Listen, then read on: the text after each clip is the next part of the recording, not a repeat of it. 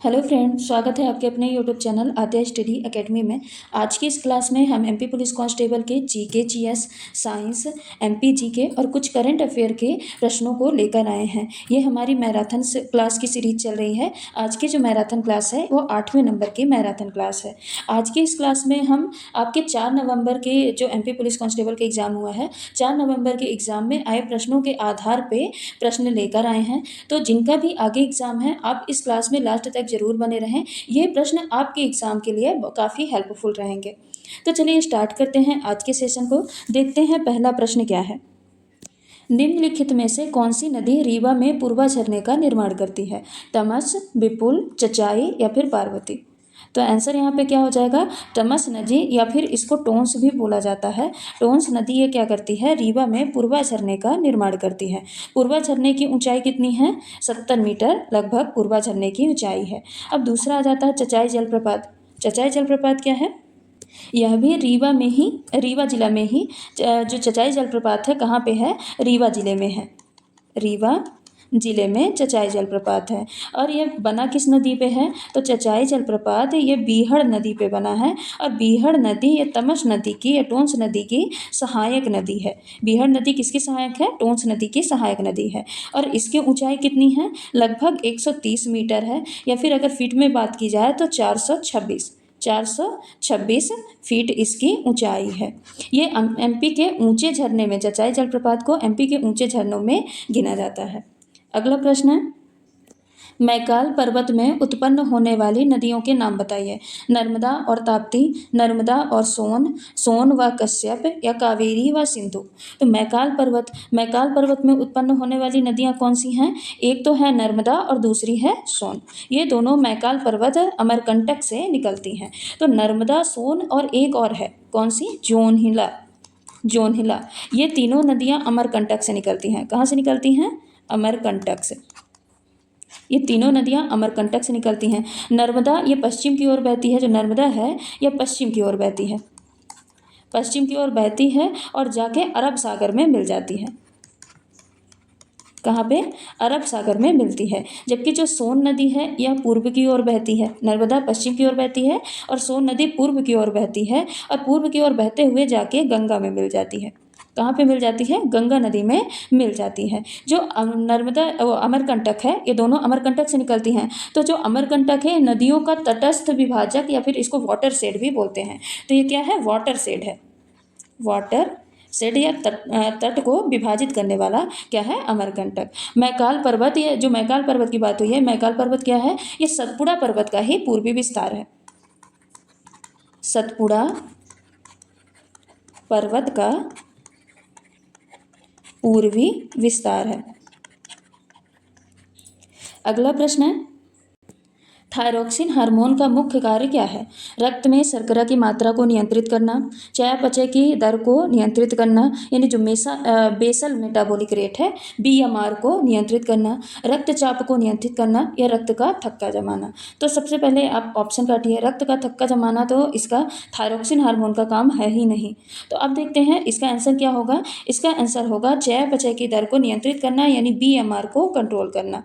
BMR को, basal metabolic rate को control करना, ये थायरोक्सिन हार्मोन का मुख्य कार्य है। अगर मुख्य कार्य पूछा जाए तो ये इसका चयापचय की दर को नियंत्रित करना थायरोक्सिन हार्मोन का मुख्य कार्य है। बाकी और भी कार्य होते हैं थायरोक्सिन हार्मोन के, जैसे बॉडी टेम्परेचर को मेंटेन करना, बॉडी टेम्परेचर को मेंटेन करना या नियंत्रित करना, हार्ट रेट मेंटेन करना, हार्ट रेट, हृदय की गति को मेंटेन करना, और बच्चों की शारीरिक और मानसिक विकास में सहायक। तो मानसिक व शारीरिक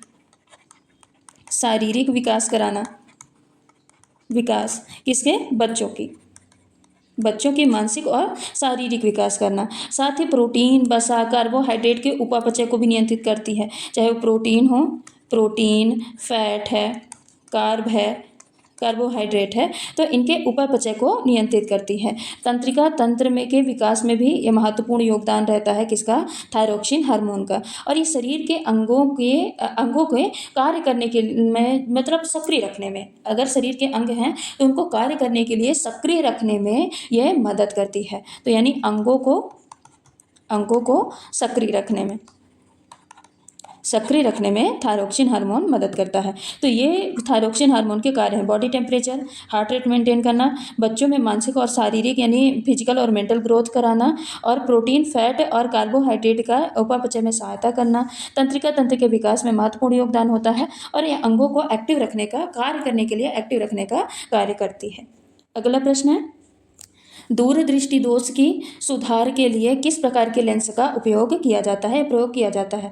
अवतल लेंस, उत्तल लेंस, बेलनाकार लेंस या फिर अवतल दर्पण? तो सबसे पहले यहाँ पे दर्पण काट दीजिए। अब है अवतल लेंस का उपयोग किया जाता है या उत्तल लेंस का उपयोग किया जाता है या फिर बेलनाकार लेंस का? तो यहाँ पे आंसर क्या होगा? दूरदृष्टि। ये मैंने ट्रिक आपको बताई थी कि दूर में कितने वर्ड हैं? दो अक्षर हैं, एक और दो अक्षर हैं। तो इससे अगला 3 अक्षर वाले लेंस का उपयोग होगा। कौन सा? उत्तल लेंस। उत्तल लेंस, इसमें कितने अक्षर हैं? इसमें 3 अक्षर हैं। तो ये आप ट्रिक से याद रखिएगा। और अवतल, उसमें निकट दृष्टि दोष इसी का अपोजिट होता है, निकट दृष्टि दोष। तो निकट में कितने अक्षर हैं? 1, 2 और 3। तो इसमें 4 अक्षर वाले लेंस का उपयोग होगा, यानी अवतल। किसका उपयोग होगा? अवतल। इसमें भी 1, 2, 3, 4 अक्षर हैं। तो दूरदृष्टि दोष के सुधार के लिए किसका उपयोग किया जाता है? उत्तल लेंस का उपयोग किया जाता है। दूरदृष्टि दोष को हाइपरमेट्रोपिया भी कहा जाता है। क्या कहा जाता है? हाइपरमेट्रोपिया। अब दूरदृष्टि दोष में होता क्या है? तो इसमें जब प्रकाश की किरणें जाती हैं, आंखों के अंदर प्रवेश करती हैं, तो उनकी फोकस, जो जहाँ पे प्रकाश की किरणें इकट्ठे होती हैं, यानी फोकस बिंदु कहाँ बनता है? रेटिना के पीछे बनता है। रेटिना के पीछे, या फिर बोलेंगे कि रेटिना के पहले ही वहाँ पे फोकस जो बिंदु है वो बन जाता है। अब इसके सुधार के लिए इसमें क्या किया जाता है? उत्तल लेंस का उपयोग किया जाता है, जो कि प्रकाश की लाइट को क्या करता है? कन्वर्ज करता है और रेटिना पर ले आके उसको प्रकाश फोकस बिंदु को ले आके रेटिना पर कर देता है। और दूरदृष्टि दोष का कारण क्या होगा? तो नेत्र गोलक का छोटा होना। क्या होगा? नेत्र गोलक का छोटा होना, यानी नेत्र का गोला ही अगर छोटा हो जाए, इतना बड़ा गोला था, यहाँ पे फोकस बिंदु बननी थी, पर नेत्र का गोला इसी उड़ गया, यहाँ पे हो गया, तो अब फोकस बिंदु तो वहीं पे बनेगी। तो यहाँ पे क्या किया जाएगा? यहाँ पे उत्तल लेंस का उपयोग किया जाता है, जो कि क्या करता है? प्रकाश की किरणों को कन्वर्ज करता है। क्या करता है? कन्वर्ज करता है, सिकोड़ता है और फोकस बिंदु को ले आके यहाँ पे बना देता है। और दूसरा कारण क्या होगा? लेंस की अपवर्तन शक्ति में कमी होना, ये भी होगा। दूरदृष्टि दोष वाले जो चश्मे का पावर होता है, कैसा होता है? पॉजिटिव होता है। जो उत्तल लेंस का जो पावर होता है, कैसा होता है? पॉजिटिव होता है। अगला प्रश्न है, मध्य प्रदेश में सबसे लोकप्रिय रिजर्व जो कि बाघ के संरक्षण में लगी हुई है, कौन सा है? चंबल राष्ट्रीय उद्यान, बोरी वन्य जीव अभ्यारण्य, पन्ना रिजर्व या फिर बांधवगढ़ वन्य जीव अभ्यारण्य? तो आंसर क्या हो जाएगा? मध्य प्रदेश के जो सबसे लोकप्रिय रिजर्व पन्ना रिजर्व है, यह बाघ संरक्षण में लगी हुई है। किसमें? बाघ संरक्षण में। अब पन्ना राष्ट्रीय उद्यान पाया कहाँ जाता है कहाँ पे? तो यह उत्तरी विंध्य पहाड़ियों के मध्य में पन्ना और छतरपुर जिले में यह फैला हुआ है। पन्ना रिजर्व कहाँ है? पन्ना और छतरपुर जिले दोनों में फैला हुआ है। इसकी स्थापना कब की गई थी? तो स्थापना 1981 में की गई थी। इस उद्यान को, पन्ना रिजर्व को प्रोजेक्ट टाइगर के रूप में वर्ष 1994 में सम्मिलित किया गया था। कब? 1994 में। 81 में इसकी स्थापना की गई थी पन्ना रिजर्व की, पर इसको प्रोजेक्ट टाइगर के रूप में कब सम्मिलित किया गया था? 1994 में। अगला प्रश्न है, मध्य प्रदेश में अधिकांश साल और सागौन के पेड़ हैं। इन पेड़ों में इनमें से कौन सी निकटतम विशेषताएं हैं? उनके पत्ते बड़े होते हैं, इनके पेड़ बहुत लंबे होते हैं, इनके शंकु के आकार के पत्ते होते हैं, इनकी जड़ सांस लेने वाली होती हैं। तो आंसर क्या हो जाएगा? इनके पत्ते बहुत बड़े होते हैं। मध्य प्रदेश में अधिकांश साल और सागौन के पेड़ पाए जाते हैं। तो साल और सागौन के पेड़ के जो पत्ते होते हैं, ये बहुत बड़े होते हैं। और सागौन के वृक्ष मुख्यतः कहाँ पाए जाते हैं? तो ये मध्य प्रदेश के होशंगाबाद में पाए जाते हैं। कहाँ पे पाए जाते हैं? मध्य प्रदेश के होशंगाबाद में। होशंगाबाद में सागौन के वृक्ष पाए जाते हैं, साथ ही इसके आसपास के क्षेत्रों में भी पाए जाते हैं। और ये जो अधिकांश जो साल और सागौन के वृक्ष होते हैं, ये लाल पीली मृदा क्षेत्रों में पाए जाते हैं। जहाँ पे जो मिट्टी होती है, कैसी होती है? लाल पीली मृदा क्षेत्र में पाए जाते हैं। मृदा क्षेत्र। अगला प्रश्न है, भारतीय संविधान के अनुच्छेद 17 का संबंध किससे है? शिक्षा से है, स्वास्थ्य से, अस्पृश्यता उन्मूलन से या फिर खाद्य सुरक्षा से? तो आंसर क्या हो जाएगा, जो आर्टिकल 17 है ये छुआछूत यानी अस्पृश्यता उन्मूलन से है, यानी अस्पृश्यता को समाप्त किया गया है किसके, अनुच्छेद 17 के अंतर्गत। किसी भी व्यक्ति को छुआछूत के आधार पर अलग थलग नहीं किया जा सकता, यह कहता है अनुच्छेद 17। साथ ही अस्पृश्यता का किसी भी रूप में पालन करना एक दंडनीय अपराध माना गया है। अगर किसी मतलब कोई भी अगर ऐसा लगता है कि कानून के मतलब किसी में के साथ छुआछूत भेदभाव ये सारी चीज़ें कर रहा है, तो अनुच्छेद 17 के तहत उसको सजा या फिर जुर्माना दोनों हो सकता है। इसमें सजा भी हो सकती है और सजा के साथ साथ उसको जुर्माना भी हो सकता है। और साथ ही जो अनुच्छेद 17 है ये लागू कब हुआ था, तो यह 1955 में सिविल राइट एक्ट के तहत ये लागू किया गया था। अब बाद में इसे 1976 में संशोधित करके protection of civil right act 1955 नाम दिया गया था। क्या नाम दिया गया है, जब 1976 में संशोधित किया है तब इसका नाम क्या पड़ गया है, protection of civil rights act 1955 यह 1976 में संशोधन करने के बाद इसका नाम दिया गया है। यानी इसमें अस्पृश्यता का मतलब केवल छूने से नहीं है, सिर्फ ये नहीं है कि छूने से संबंधित है, बल्कि अगर समाज में कहीं बहिष्कार हो रहा, जैसे मंदिर में प्रवेश करने से रोकना, सार्वजनिक जगहों पर भेदभाव, अगर ये भी चीज़ें की जाती हैं तो ये अनुच्छेद 17 के अंतर्गत उसको सजा या जुर्माना देना पड़ सकता है।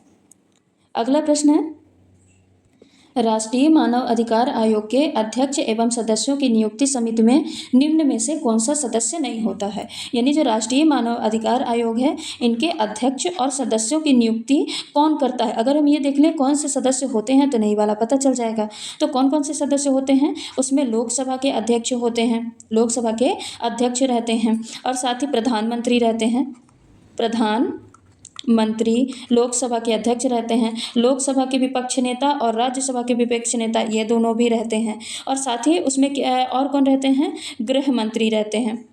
कौन रहते हैं, गृह मंत्री रहते हैं, और सभा के उपसभापति, कहाँ के, राज्यसभा के उपसभापति। पर राज्यसभा के सभापति नहीं रहते हैं, बल्कि उनके जगह पे कौन रहते हैं, उपसभापति रहते हैं। कौन रहता है, उपसभापति। तो राष्ट्रीय मानव अधिकार आयोग के अध्यक्ष एवं सदस्यों की नियुक्ति में लोकसभा के अध्यक्ष रहते हैं, प्रधानमंत्री रहते हैं, राज्यसभा के उपसभापति रहते हैं, लोकसभा में विपक्ष नेता जो हैं वो रहते हैं, राज्यसभा के विपक्ष नेता रहते हैं, गृह मंत्री रहते हैं, लेकिन राज्यसभा के सभापति नहीं रहते हैं। तो यही क्या हो जाएगा, यही हो जाएगा आंसर।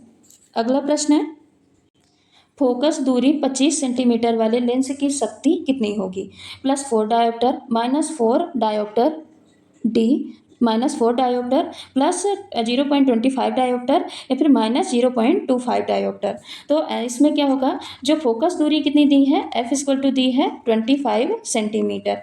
अब पावर या फिर शक्ति का फॉर्मूला क्या होता है, 1/f होता है। पर ये किसके लिए होता है, अगर फोकस दूरी किस में दी हो, अगर फोकस दूरी मीटर में दी हो तब फॉर्मूला क्या होता है, 1/f।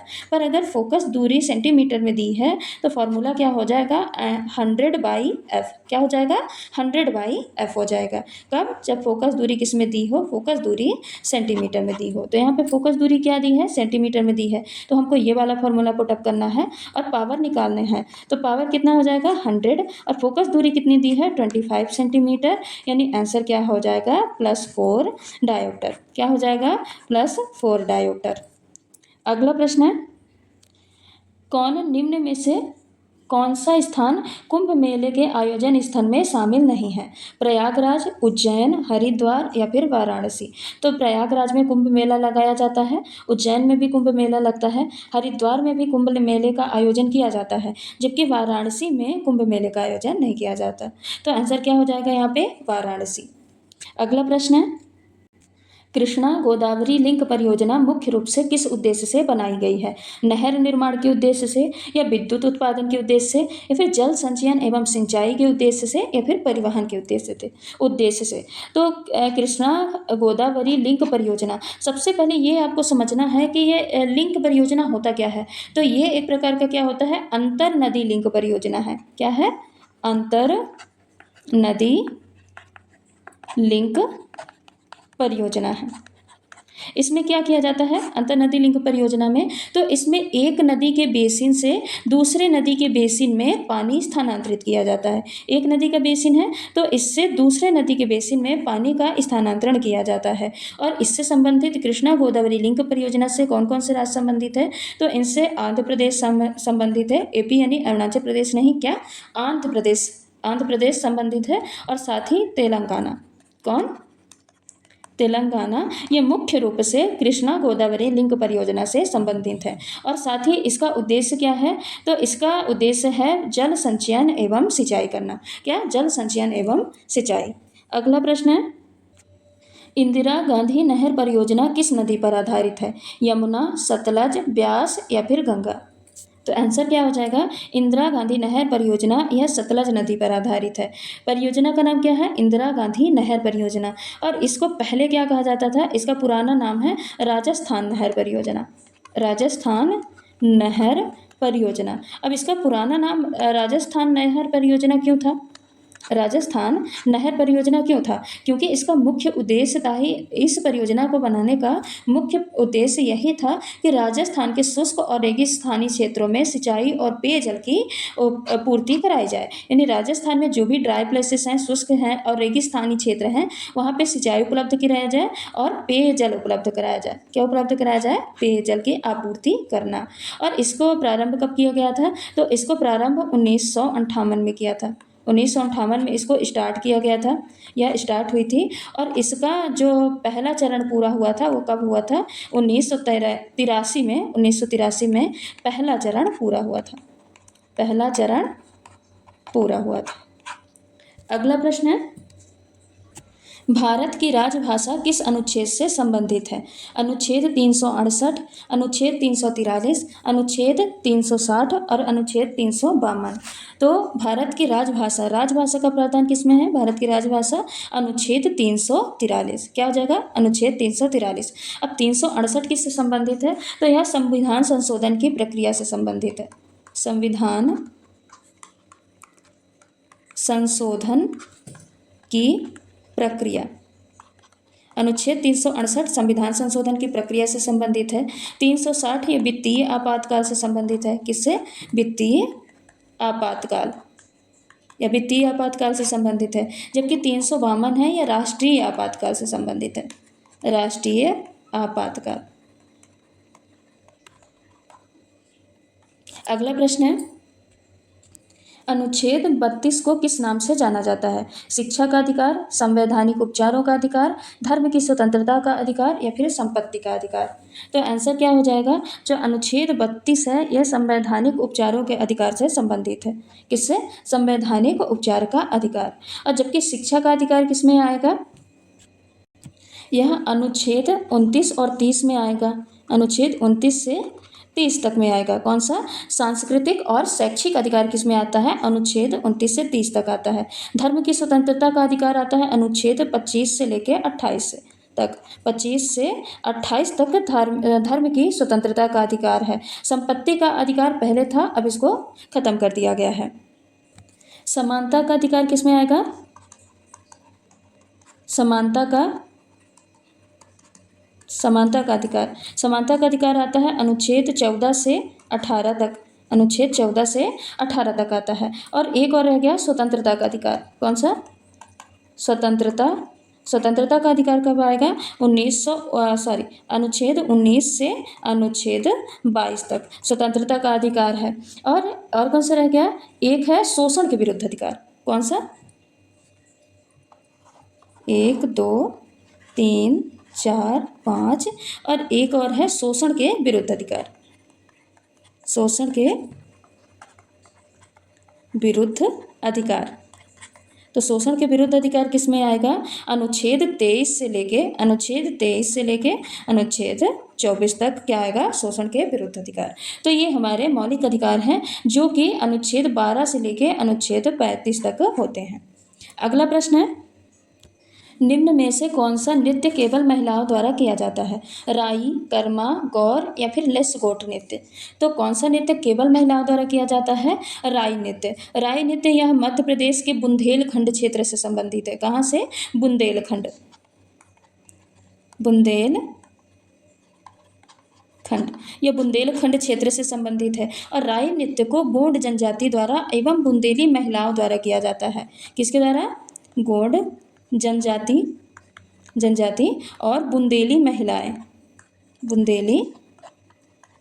महिलाओं के द्वारा किया जाता है। अब दूसरा आ गया कौन सा? गौर नृत्य। गौर नृत्य ये किसके द्वारा किया जाता है? तो यह भी गोंड जनजाति के द्वारा किया जाता है। यह भी गोंड जनजाति के द्वारा किया जाता है। और यह कहाँ किया जाता है? तो यह एमपी में, और एमपी के बाद यहाँ कहाँ पे किया जाता है? सीजी यानी छत्तीसगढ़ में किए जाने वाला एक ये विशेष डांस है। अगला है कर्मा नृत्य। कर्मा नृत्य क्या होता है? तो यह मध्य प्रदेश, छत्तीस और झारखंड, उड़ीसा 4 जगह पे किया जाता है। कहाँ कहाँ? एमपी है, एमपी के बाद सीजी है, छत्तीसगढ़ है, झारखंड है, झारखंड और उड़ीसा 4 जगह का यह प्रमुख नृत्य होता है। यह जो कर्मा नृत्य है, कर्मा नृत्य गोंड जनजाति के द्वारा किया जाता है। गोंड, उराव, बैगा इन जनजातियों के द्वारा किया जाने वाला एक प्रमुख नृत्य है। अगला प्रश्न है, मध्य प्रदेश का प्रसिद्ध राई नृत्य किस क्षेत्र का है? बुंदेलखंड, मालवा, निमाड़ या फिर महाकौशल? तो इसको तो अभी पढ़ के आए हैं। जो मध्य प्रदेश का प्रसिद्ध राई नृत्य है यह बुंदेलखंड क्षेत्र से संबंधित है। इसको बुंदेली महिलाओं के द्वारा किया जाता है और साथ ही गोंड जनजाति के द्वारा किया जाता है। अगला प्रश्न है, कथक के नृत्य किन 2 संप्रदायों को आपस में जोड़ता है? वैष्णव और शैव, हिंदू और जैन, हिंदू और मुस्लिम, बुद्ध और जैन? कौन? बुद्ध और जैन। तो क्या होगा? इसका आंसर क्या होगा? हिंदू और मुस्लिम होगा। कथक का नृत्य हिंदू और मुस्लिम समुदाय को आपस में जोड़ने वाला एक प्रमुख क्लासिकल नृत्य है, एक शास्त्रीय नृत्य है।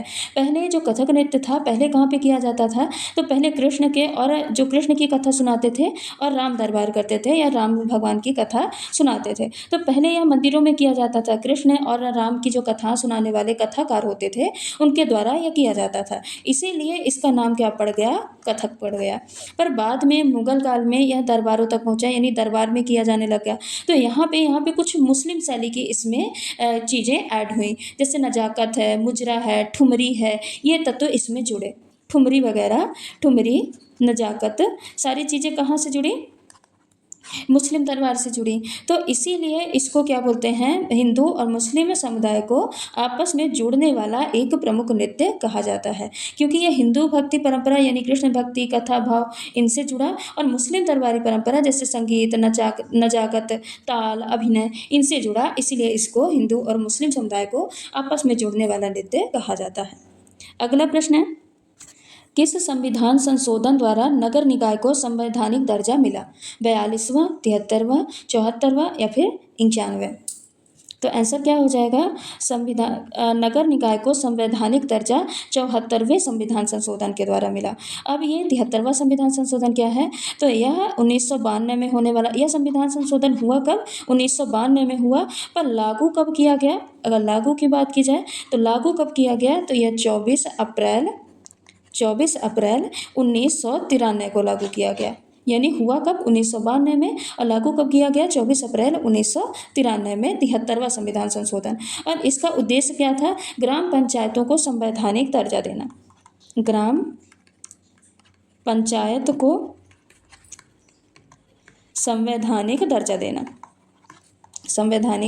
दर्जा देना, ये किसका काम था? तो ये 73वें संविधान संशोधन का मुख्य उद्देश्य था। अब अगला क्या आ जाएगा? 91वें संविधान संशोधन। यह 2003 में हुआ। यह संविधान संशोधन 2003 में हुआ, और इसका मुख्य उद्देश्य क्या था? दल बदल और मंत्री परिषद का आकार नियंत्रित करना। ये याद रखिएगा, दल बदल और मंत्री परिषद का आकार नियंत्रित करना। ये 91वां संविधान संशोधन हो गया। अगला कौन सा हो जाएगा? 42वां संविधान संशोधन। अब ये जो 42वां संविधान संशोधन है ये 1976 में हुआ। कब हुआ? 1976 में हुआ, और यह प्रधानमंत्री इंदिरा गांधी के समय पे किया गया था। इसीलिए इसको मिनी संविधान, इसे क्या कहा जाता है? इसको मिनी संविधान संशोधन कहा जाता है। क्या? मिनी संविधान संशोधन। मिनी संविधान संशोधन इसको कहा जाता है। और इस संविधान संशोधन में 42वें संविधान संशोधन में इसमें 3 शब्द ऐड किए गए थे। इसमें संविधान की प्रस्तावना में इसमें 3 शब्द ऐड किए गए। कौन सा? समाजवादी, दूसरा हो जाएगा धर्मनिरपेक्ष, और तीसरा हो जाएगा एकता और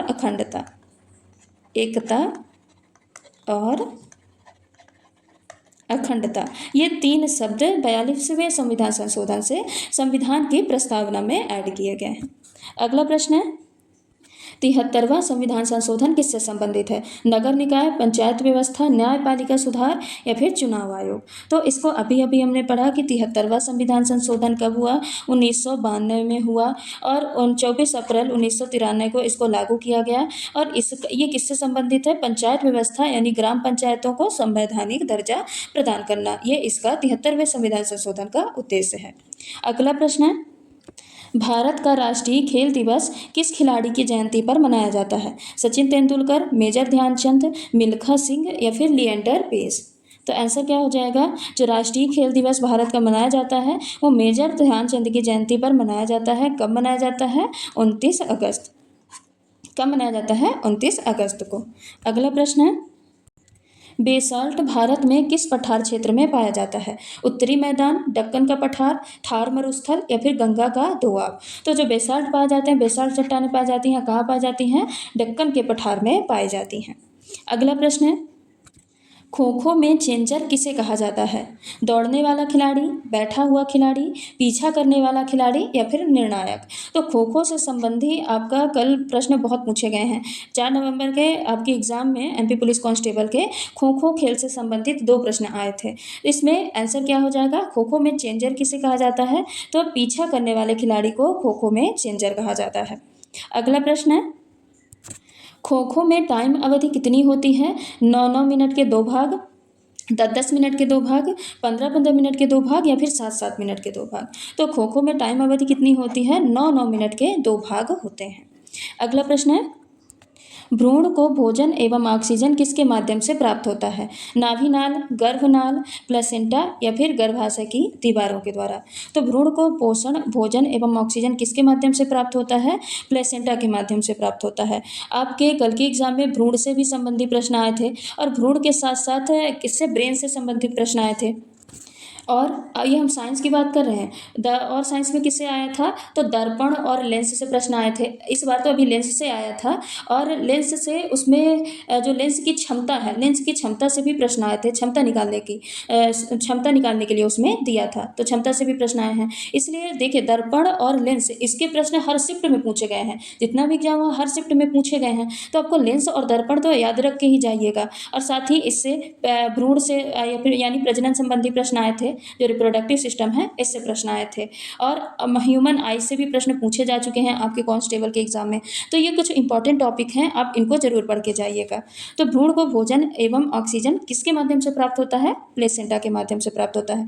अब इसका प्लेसेंटा का काम क्या क्या होता है? तो प्लेसेंटा का काम होता है कि भ्रूण को न्यूट्रिशन देना, क्या करना? न्यूट्रिशन यानी पोषण प्रोवाइड करना। तो ये क्या करता है प्लेसेंटा? ये माँ के रक्त से भ्रूण को ग्लूकोज और अमीनो एसिड देता है, विटामिन देता है, यानी सारे पोषक तत्व यह भ्रूण को पहुँचाता है। दूसरा हो जाएगा श्वसन में मदद करना। किसमें? रेस्पायरेशन यानी श्वसन में मदद करना। तो ये माँ के रक्त से ऑक्सीजन भ्रूण को और भ्रूण से कार्बन डाइऑक्साइड यानी माँ से क्या करेगा? ऑक्सीजन भ्रूण को पहुँचाएगा और भ्रूण से जो CO2 है वो क्या करेगा? माँ को देता है, जिससे उसको एक्सक्रीट कर दिया जाता है। और तीसरा हो जाएगा एक्सक्रीशन में हेल्प करना है। प्लेसेंटा क्या करता है? एक्सक्रीशन में, भ्रूण के एक्सक्रीशन में हेल्प करता है, यानी भ्रूण के अपशिष्ट पदार्थ को माँ के रक्त में पहुँचा दिया जाता है। साथ ही ये प्लेसेंटा प्रोटेक्शन का काम करता है। चौथा काम क्या है? प्रोटेक्शन का। प्रोटेक्शन यानी ये क्या करता है? जैसे भ्रूण को कई रोगाणुओं और विषैले पदार्थ हैं उनसे रक्षा करता है। उनसे क्या करता है? रक्षा करता है। और साथ ही प्लेसेंटा कई सारे हार्मोन को भी स्रावित करता है। ये क्या करता है? कई सारे महत्वपूर्ण हार्मोन को भी स्रावित करने का काम करता है। तो प्लेसेंटा के कार्य क्या क्या हो गए? न्यूट्रिशन देना, रेस्पिरेशन यानी श्वसन में मदद करना, एक्सक्रीशन में मदद करना, प्रोटेक्शन देना और कई सारे इंपॉर्टेंट हार्मोन का सिक्रेशन करना। तो प्लेसेंटा के ये मुख्य कार्य हैं। और साथ ही ये क्या करता है? कई सारे प्रमुख हार्मोन का भी स्रावन करता है, जैसे प्रोजेस्टेरॉन हार्मोन हो गया, एस्ट्रोजन हार्मोन हो गया। ये प्लेसेंटा के द्वारा स्रावित कुछ महत्वपूर्ण हार्मोन हैं।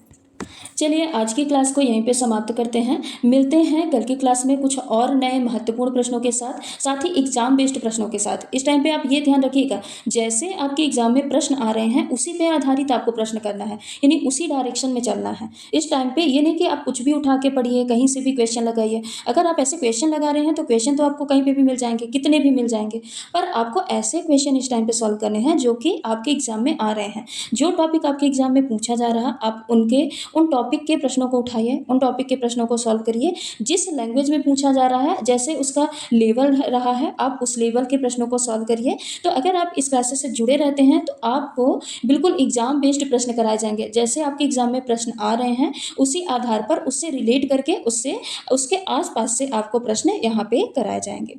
तो अगर आपको ये वीडियो पसंद आया है तो लाइक करें, शेयर करें, सब्सक्राइब करें और नई वीडियो का नोटिफिकेशन पाने के लिए बेल आइकन को जरूर प्रेस करें। धन्यवाद।